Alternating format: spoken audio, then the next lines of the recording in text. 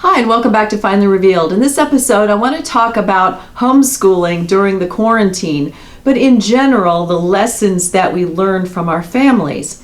There are life skills that you can learn from your family that hopefully you do learn about: money, caring for your clothes, your laundry, cooking, maybe sewing, housekeeping, planning your day, and those types of things. As children grow up and they become drivers, they can learn about car insurance and about buying a car, about maintenance, and things like that. Just by observing where you live, they know about repairs that are required to be made, lawn maintenance, gardening, and different hobbies. What the parents are exposed to or the other siblings is what the younger kids learn about. And it's something interesting that I learned a while back. Even though you might have multiple children in the family, they didn't all grow up in the same house. And you could say that sounds crazy. They might have in the same family structure, and there might be step kids coming in or out, or parents get married or parents get divorced, but the kids primarily, some of the kids are the same. But actually no, each individual child grows up in a different family because the oldest child was there for some point by themselves. The next child came in, the first one was already there, and so on. So there is a different dynamic, and we can admit that kids start helping the other kids. So the parents' role in caretaking adjusts when there are more people. And then, of course, if there are grandparents around, or aunts or uncles or cousins, if it's a very big household or they're very close by, then there's an additional interplay there. So it's very interesting. Specifically here, what I want to talk about, though, is stress and trauma and conflict resolution. All of those other things are pretty matter-of-fact things. They're skills that people pass down. You might learn how to make your grandma's favorite cinnamon rolls, or an aunt might teach you how to knit, or an uncle or your dad teaches you how to play baseball. But or if they have a lawn business, they teach you all kinds of things about trees and shrubs and flowers. But one thing that people teach their children without realizing it is about their trauma.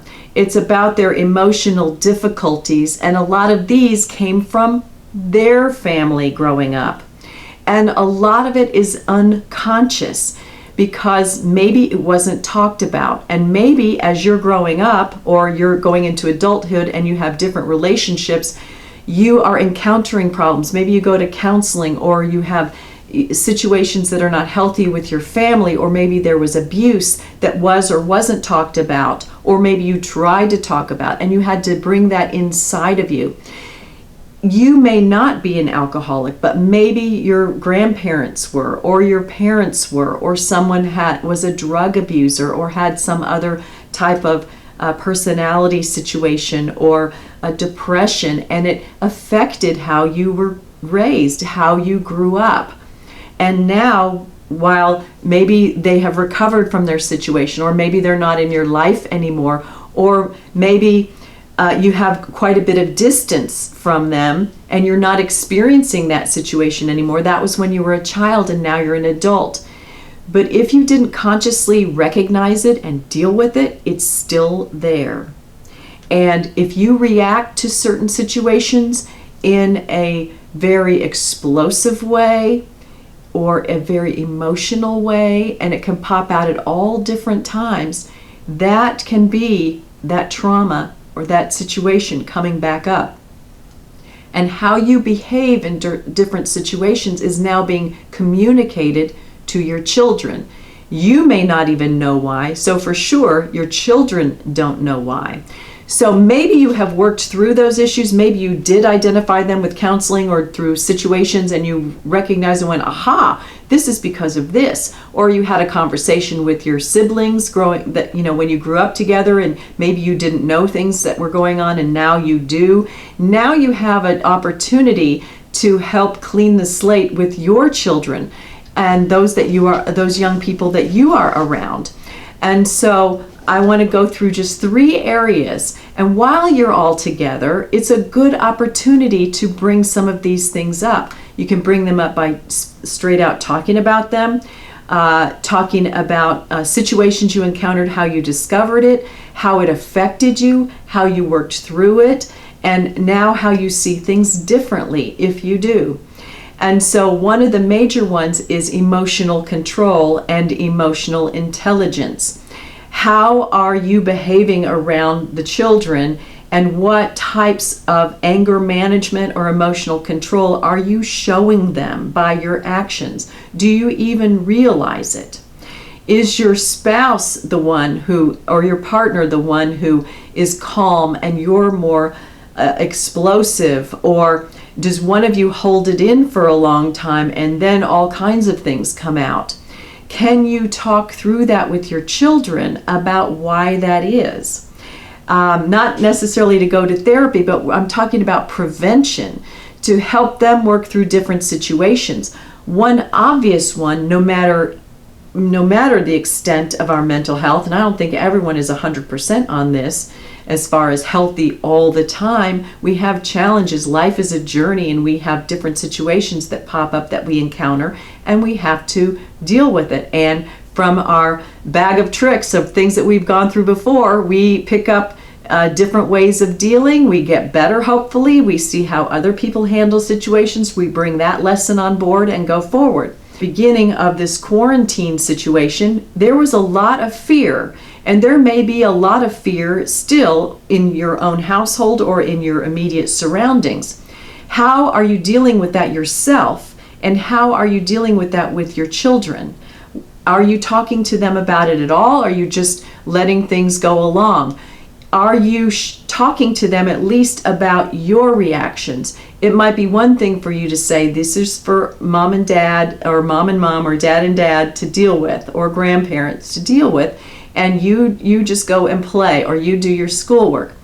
But do you have a conversation about how adults have challenging situations, and we need to know how to center ourselves and handle ourselves and be relatively unmovable in a situation? It doesn't mean we're not affected, but we try to handle ourselves and find healthy outlets for our anger, for our frustration, for our fear, and our sadness. And do you talk to them about this? Also, it plays in with your stress level. If there are financial situations, which are very valid concerns, are you aware of your stress hotspots and how it affects you? And are you aware of how that is shown to the children? Can you talk to them in a constructive way by role playing, by talking to them about how they feel and what are good outlets for them to process their feelings, how they can respond to a situation? Obviously, children are more impulsive. They're immature by their very nature. They're not fully formed. But at their level, they can understand anger or being afraid or being scared or being sad, and learn to express their emotions. And getting it out early is not to dwell on it, and make it a bigger thing, but to recognize it and recognize where this feeling came from and how they feel, and then letting them move through it will really help them in their development. And that way, now that we have this time, this precious time, even though it was not planned, no one's fault, but we have it now. And while you're scheduling TV time or video time or coloring time or outside time, if they're allowed to go outside, and schoolwork and dinner and all the different things, maybe at dinner time this could be talked about, maybe in the morning time before lunch, or some time regular, a couple of times a week on a couple of these topics. Over the time that we have left with this intermission in our lives, when they go back out into their friend situation. Maybe they were bullied, or maybe they were a bully, and that can be addressed. But this is a unique opportunity to really connect with these young people and to really give them some support based on our experience. So just my 2 cents worth. I just thought that this is a really good time, and there's so many great families out there, and so many families want to really help their kids, and adults are struggling at this time, but the children are right there with you. And so if we can help them understand, they don't need to know all the nitty-gritty of all of our personal adult situations, but the feelings. If they can see it modeled for them in a healthy way, we can cut off some of the trauma and some of the things that came before and give them the clean slate that they deserve so that they can have a healthy and happy life. If this was helpful, or if it gave you some food for thought, or you learned something, give me a thumbs up. Let me know what you're doing with your kids. If you have any suggestions, if you found something that really works, either using toys or dolls or stories, and how maybe if there's any particular challenge you worked. Obviously, there are child therapists for serious problems, but just on an everyday getting along with people, it really helps. Any little tips that we can bring forward to them in a meaningful way. So please share those. Share this video with someone it might benefit. Subscribe to see the other videos, and come back and see me next time. Thanks for watching.